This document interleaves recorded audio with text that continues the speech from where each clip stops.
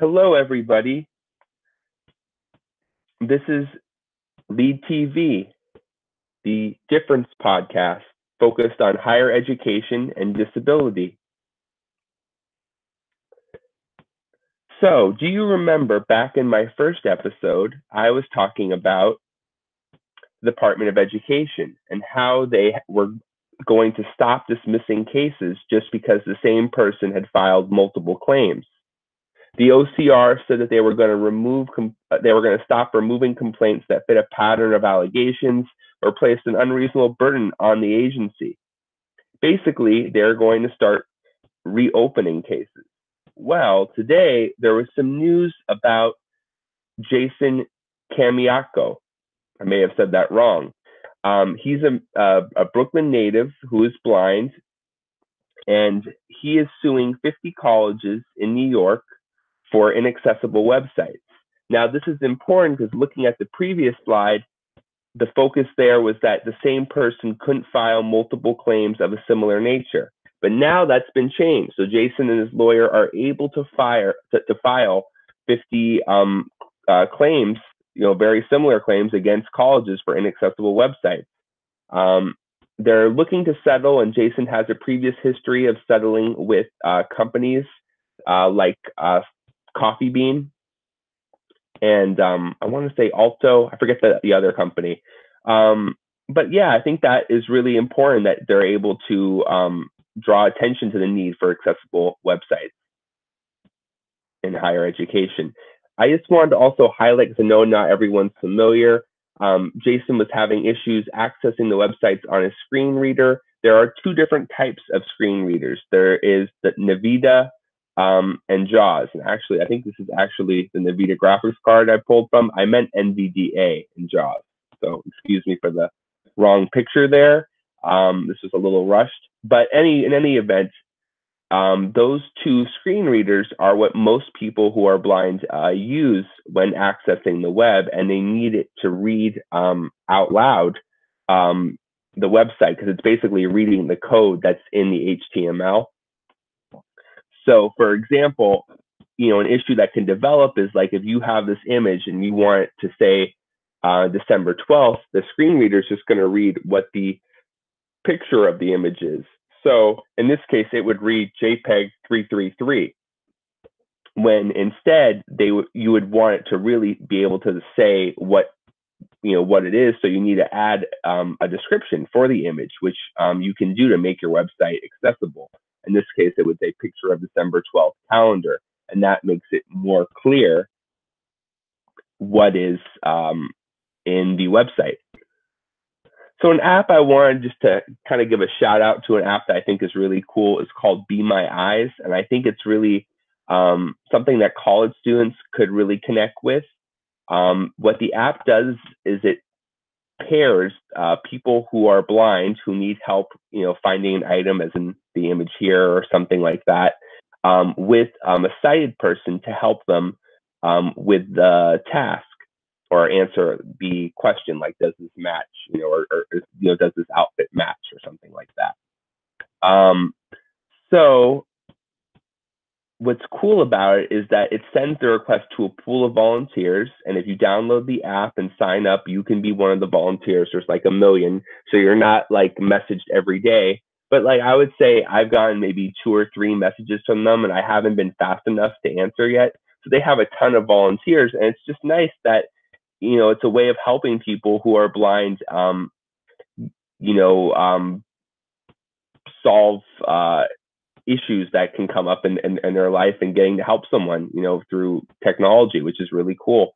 And what also is really nice is that it all works through the smartphone and the camera, so you're able to see their camera and can answer questions based on that. And I just think it's a really cool idea. So the third story I wanted to cover is something that happened 2 months ago, actually. Trump signed the Marrakesh Treaty, October 9th, 2018. Now, a lot of people probably don't know what that means, but if you are in accessible formats in higher education, you probably do. The big law for higher education was copyright. Originally everything's copyrighted and you can't reproduce it without the owner's consent. That was basically how it worked until the Caffey Amendment in 1996, which allows the reproduction of books for students with print disabilities. The publisher does not need to be notified. So this is why higher education institutions are responsible and can be even sued if they do not provide accessible formats on time. And this law allows schools and colleges to reproduce materials in accessible formats for students. So the issue is that a lot of countries lack copyright exceptions that prevent books from being reproduced um, in accessible formats for people with disabilities. There's also a shortage of books in accessible formats like Braille in a lot of countries, and musical works are not covered. So what does this treaty do exactly? It allows books reproduced in accessible formats to be shared with other countries, which I think is really great. It also allows people, it helps a lot of people who are blind, or have other disabilities access books, and musical works can now be reproduced as part of the treaty. Over 44 countries are participating in the treaty, including the United States. And I think it's just a really great thing that's happened. So I'm very excited about it. So one other thing to kind of note is each college or university has a disability service office and an accessible formats um, either department or employee who is supposed to help students with disabilities get their accessible books. The problem here in the larger issue, going away from the treaty, but more into the nuts and bolts, is that disability services does their best to respond to these requests, but publishers do not always respond when disability services ask for accessible versions of books. So there can be quite a delay between the request being submitted and the textbook being given to the student, because the publisher might take 6 weeks to process. In addition, materials provided by publishers are not always accessible. There can be issues with making charts, things like that accessible. Sometimes the formatting can be very poor and needs to be entirely reformatted. So there's a lot of issues there. The economics of accessibility, I think, is the big point, is that there needs to be more economic pressure for publishers to provide accessible materials. Colleges and universities can decide to only work with publishers that provide their materials in accessible formats. Currently, most colleges and universities are not doing that, and they are allowing inaccessible books to be recommended or added as required reading by professors. I think professors should be kind of given some advice from the disability office to look into books that are accessible. And disability rights and social justice movement can also pressure publishers to make their books more accessible. There has been some advancement with that too. So the issue of the day, I want to talk to you about curb cuts for a second. So this is a curb cut. As you can see, it's just like a flat part cut into the walkway to make it easier to cross the street. When did our government begin to fund curb cuts and handicap parking? Think about it for a second. Dun, dun, dun. 1973. So you might be a little bit sooner than you thought. I mean, some people might think the 60s or something like that, but it actually took till the 70s before we had curb cuts. And curb cuts were designed for people with disabilities, yet everyone uses them today and benefits. Curb cuts have become something that benefits everyone and makes life easier for people. Basically, we all use curb cuts every day, and we don't really think about it, and we like them.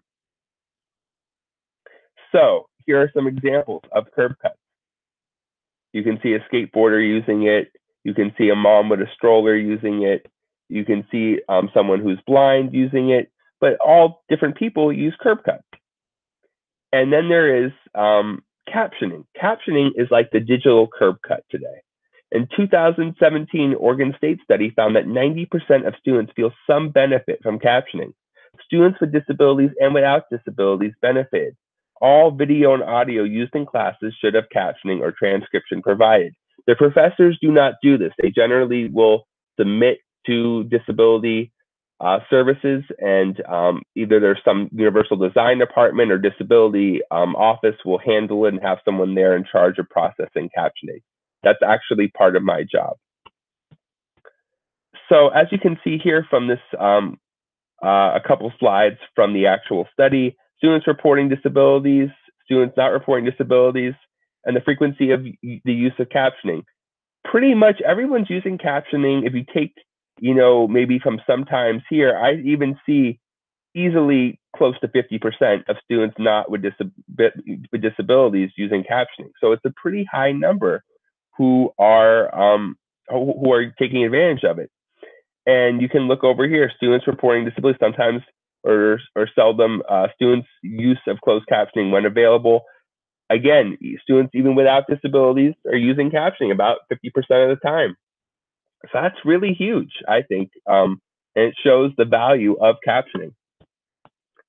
There's this last one here of why people are using captioning, mainly as a learning aid. If you think about it in class, it's nice to have the material and be able to read it along with seeing it. So that can be really helpful. It can also remedy poor audio quality or not understanding the professor, or the environment being noisy, things like that as well. So recommendations for higher education institutions, mandate the captioning of classroom audio video materials. Make sure everything that you show in class is captioned.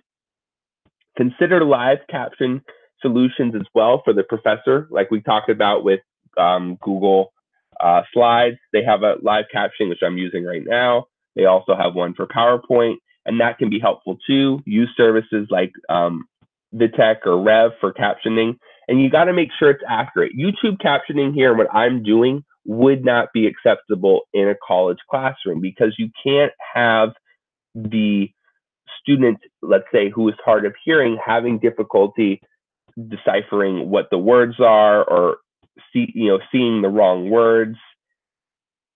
I'm seeing that it says CEO right now when I didn't say CEO. So you can understand that it needs to be 100% accurate, and that's why it's important to use services like Vitech or Rev or also in-house, but make sure it's accurate.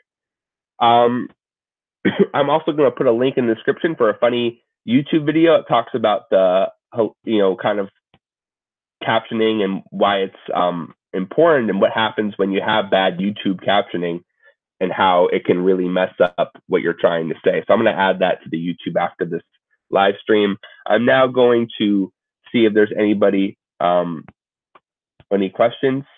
There doesn't appear to be any questions. Again, let me know if you have any questions or anything. You can always put a comment in there and subscribe. And thank you so much. And I will be back again at 7 p.m. for another episode of The Difference.